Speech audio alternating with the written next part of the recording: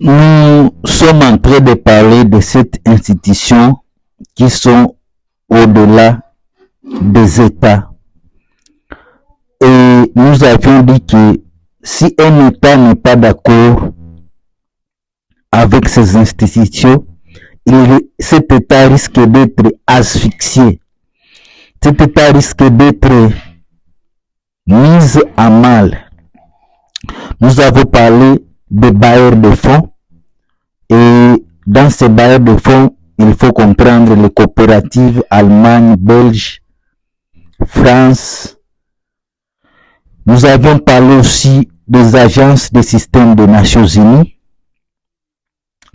Nous avions parlé aussi des ambassades. Nous avions parlé aussi des ONG internationaux.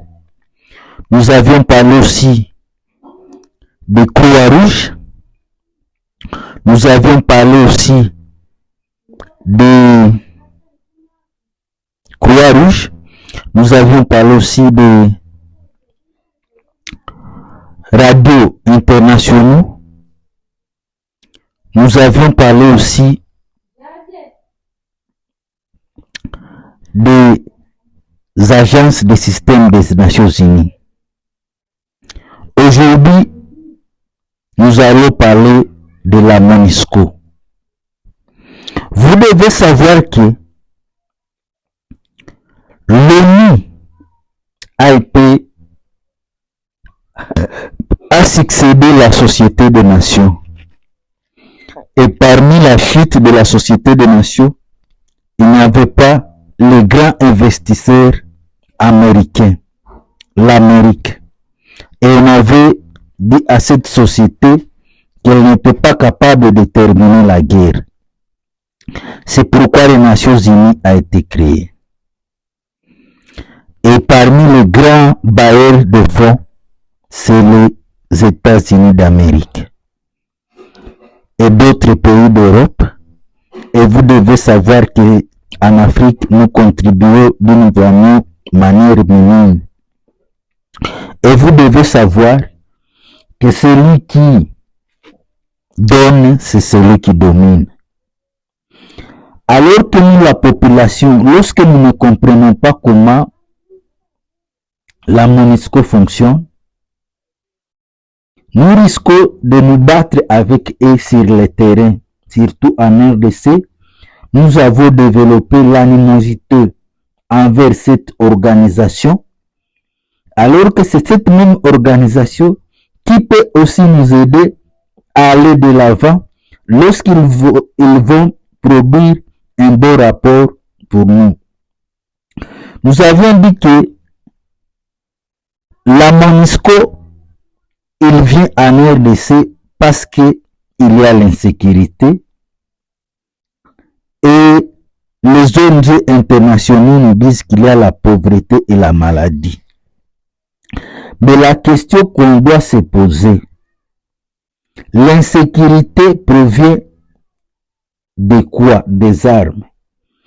Alors comment nous, la population, nous, la RDC, nous qui ne fabriquons pas les armes, mais l'intérieur de la RDC est rempli des armes. Qui donne les armes et dans quel objectif? Vous devez savoir, avec les armes, il y a des conséquences.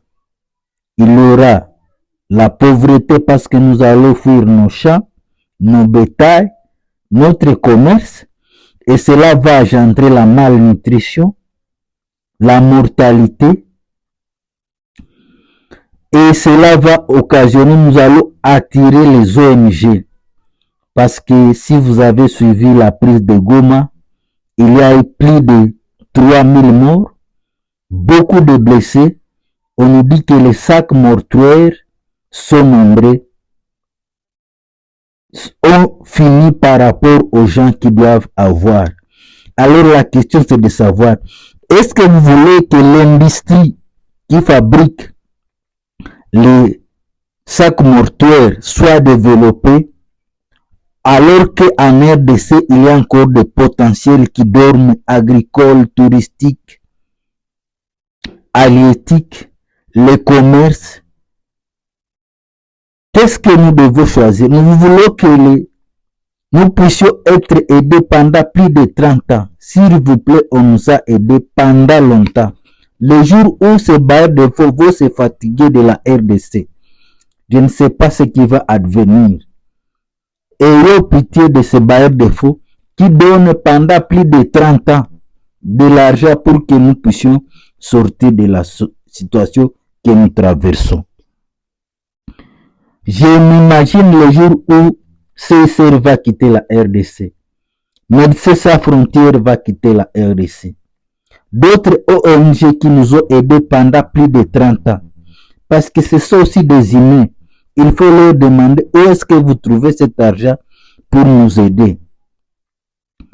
Vous devez savoir que lorsque la population veut chasser la MONUSCO, automatiquement nous chassons les ONG internationaux qui sont sous le nom des Nations Unies. Toutes les agences du système des Nations Unies, si nous chassons la MONUSCO, donc toutes ces agences du système des Nations Unies vont quitter la RDC. FAO, PAM, PNUD, tout ce que vous devez connaître, tous les ONG, ONU SIDA, ONU Industrie, ONU Éducation, UNICEF, UNESCO.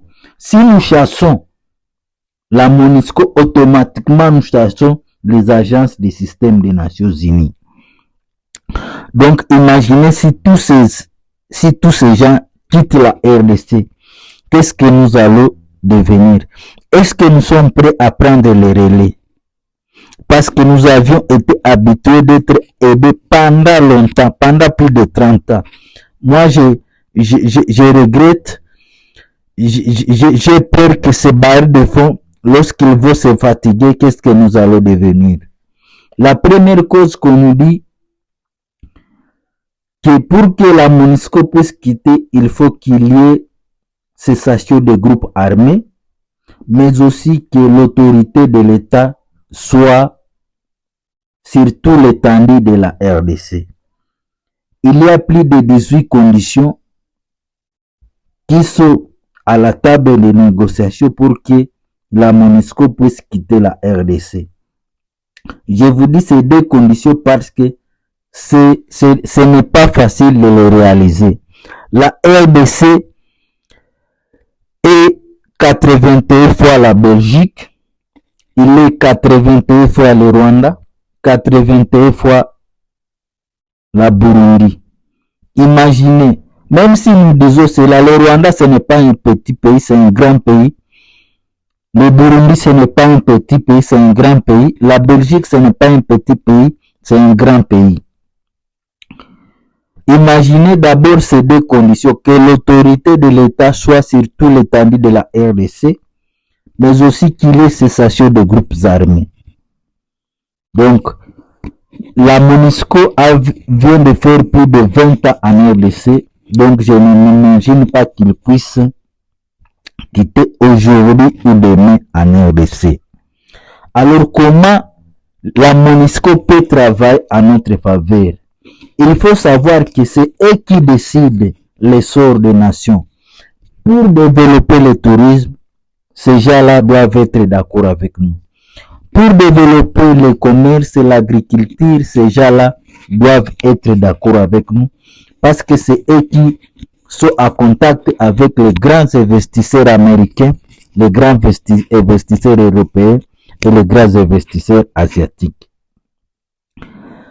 Alors, comme on nous a dit que nous avons l'insécurité et la pauvreté, nous savons que l'insécurité provient de nos ressources minières. Tout l'est de la RDC est rempli de matières premières, l'or, le diamant, l'uranium, les matières rares. Donc tous les tableaux de Mendeleev, celui qui a étudié la biochimie, toutes les matières premières se trouvent en RDC et c'est ça la source de l'insécurité. Parce que souvent ces matières premières sont vendues à contrebande.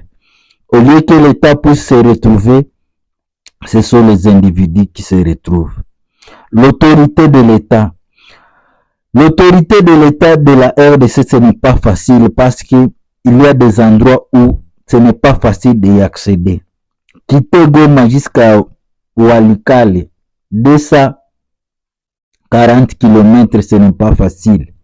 Quitter de l'est de Bunia pour arriver à Kisangani, pour arriver à l'Équateur, pour arriver à Kinshasa, ce n'est pas facile. Quitter les OLE, passer par Ituri, Nord Kivu, Sud Kivu, Tanganyika, province du Katanga, ce n'est pas facile. Arriver à Sadoa, au Kasai, au Kananga, ce n'est pas facile. Le paiement de salaire des agents de l'État doit passer par la première position.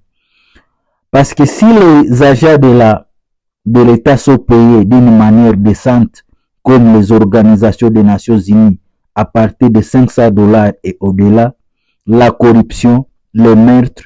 Donc, si nous partageons équitablement les richesses, ça pour autant de partager pour certains individus, automatiquement, nous allons quitter dans la pauvreté et l'insécurité.